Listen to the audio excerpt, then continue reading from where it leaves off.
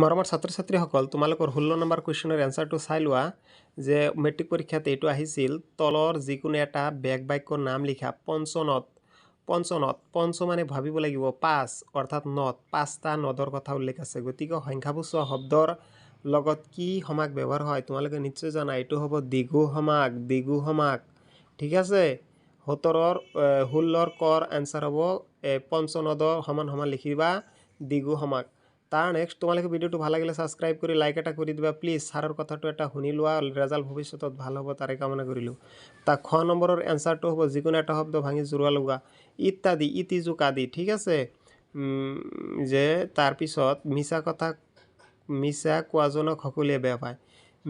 যিজনে মিছা কথা কয় তেওঁলোকক সকলোৱে বেয়া পায় ঠিক আছে বা তেওঁক সকলোৱে বেয়া পায়